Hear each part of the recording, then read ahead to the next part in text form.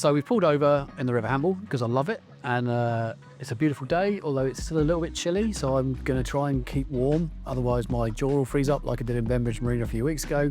And we're going to talk about data analysis, and so you've sort of collected your data, you've got it from all the different sources, you've stored it, so you've got a hold of it, you've processed it, so you've done transformation and you started making it into a useful piece of data, and now you want to do some analysis. And the analysis bit is probably the most important bit. What's the point in having data if you're not going to get good quality insights from it? And so there's lots of different analytical tools out there, big ones and small ones, all do slightly different things based on what sort of data you are using. Fundamentally, from a procurement perspective, this is a pretty easy software license transaction. By now, you've probably got all the data into your own domain, so it's within the confines of your organization, and it's really more about making sure that you get the right outcome or the right output from the analysis that you're doing of the data. And there's sort of three main, probably two main subcategories to what we mean by analysis, and then we start getting into the complexities of AI, and I'll talk about that in a second.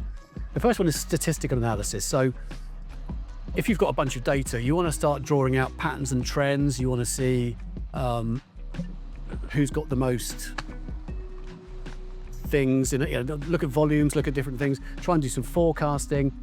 Basically, all of those sort of statistical analysis that if you've got a degree in mathematics, you probably get very excited about. That is statistical analysis, and there are tools to help you do that. And there's lots and lots of big players in this market, but probably one of the biggest ones, I organised that boat to go back behind it. It's just a nice little shot. He's quite cool then, isn't it? Anyway, so the biggest player probably in this world is a company called SAS, SAS.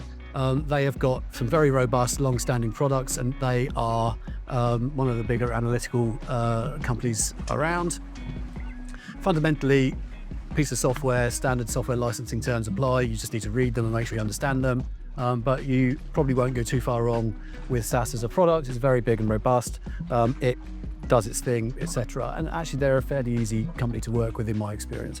The second one, IBM has a product called SPSS. Same sort of idea. Does statistical analysis on different data types. Fundamentally, again, well recommended. IBM relatively easy to deal with in my experience. It's one of those things where you can buy the products as you like. The final one is a slightly different approach, and it's again back to that make versus buy procurement decision.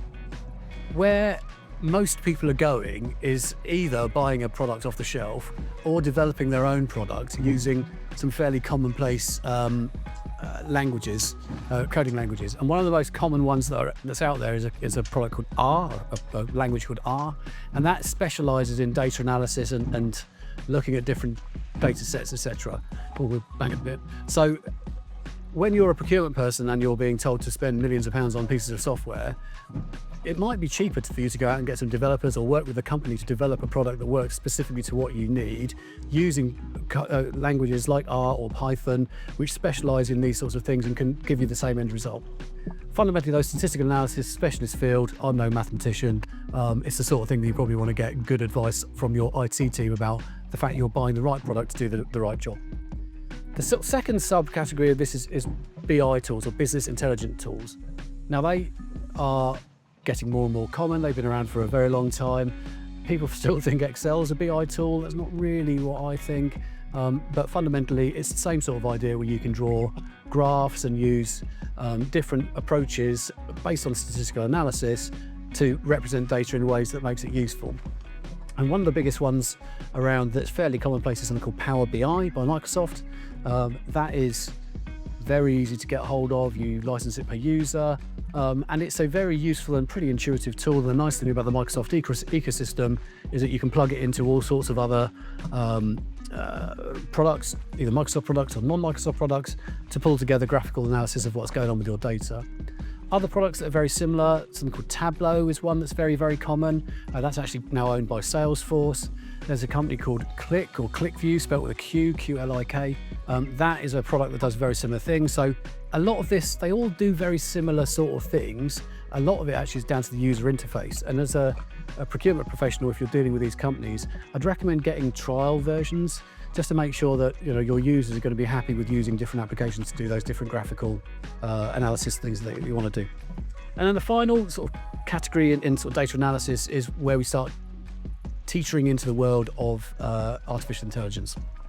Now, if you want to analyze your data, you write a set of rules and it gives you a set of outcomes. So,